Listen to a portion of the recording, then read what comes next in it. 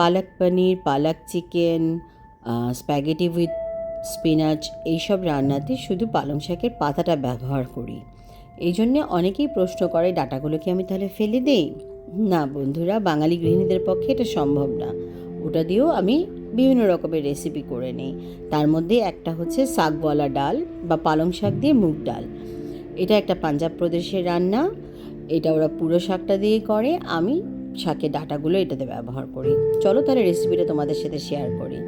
এই জন্য প্রথমে মুগ ডাল ভিজিয়ে রেখেছি 2 ঘন্টার মতো। তারপর ওটা ধুয়ে পানি ঝরিয়ে নিয়ে একটা প্রেশার কুকারে নিলাম।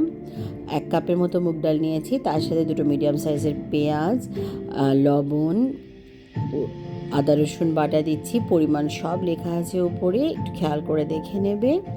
এগুলোর সাথে দেব সামান্য পরিমাণে জিরা আর হলুদের গুঁড়া। ঠিক আছে, এগুলো দেওয়া হলে একটুখানি তেল দেব সামান্য। এটা কুকারে দিচ্ছি, কুকারে একটু তেল না দিলে যখন আমি পানি দিয়ে সিটি দেব তখন সিটির সাথে ডাল বের হয়ে আসবে, তেলটা দিলে ওটা হয় না। এখন ভালো করে হাত দিয়ে এটাকে আমি মাখাচ্ছি, মাখিয়ে হাত ধোয়া পানি দেব বা পানি দেব যেটা আমরা করি আর কি, 1.5 কাপের মতো। ঠিক আছে, পানিটা দেওয়া হলে কুকারের মুখ লাগিয়ে হাই ফ্লেমে একটা সিটি আর লো ফ্লেমে আরেকটা সিটি দেব। এইদিকে অন্য একটা কড়াইতে আমি সর্ষের তেলের মধ্যে রসুন কুচি আর শুকনো মরিচ দিয়ে একটু ভালো করে ভেজে নিয়েছি। তারপরে রসুনটা একটু হালকা বাদামি হলে আমি শাকের ডাঁটাগুলো দিয়ে দিচ্ছি। দিয়ে এটাকে ভালো করে সতে করব বা ভেজে নেব যতক্ষণ না শাকটা একটু হালকা নরম হয়ে আসে।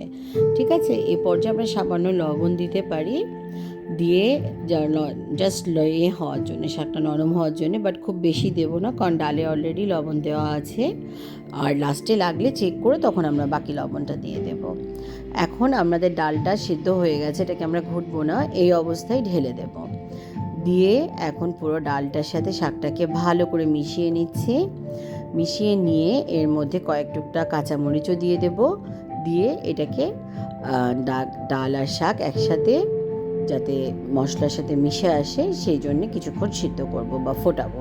দেখুন আমাদের ডালটা আস্তে আস্তে আছে, বা ডাল অলরেডি সেদ্ধ হয়ে গেছে। আমরা যেহেতু ঘুটনি দিয়ে ঘটেনি তাই ডালটার শেপটা চেঞ্জ হয়নি। এখন আমি এখানে আরেকটা পাত্রে বাগারের জন্যে সামান্য তেল নিয়েছি 1 চা চামচের মতো, তার মধ্যে একটু জিরার ফোড়ন দিয়ে বাগারটা দিলাম, দিয়ে আরেকটু পানি দিলাম, দিয়ে ডালটা ভালো করে ফুটিয়ে নামিয়ে আমরা একটু জিরা ছড়িয়ে এটাকে পরিবেশন করব। অবশ্যই আমি এখানে হটপটে রেখেছি যাতে গরম থাকে খাওয়া পর্যন্ত। আপনারা আপনাদের সুবিধা ওয়াইজ যদি খাওয়ার সময় করেন তাহলে এভাবেই পরিবেশন করবেন, একটু জিরা ছিটিয়ে দিয়ে, তাহলে ভালো লাগবে খেতে। আশা করি আমার রেসিপিগুলো আপনাদের ভালো লাগছে। লাগলে প্লিজ লাইক, শেয়ার, সাবস্ক্রাইব করে কাছে থাকবেন। Bye bye.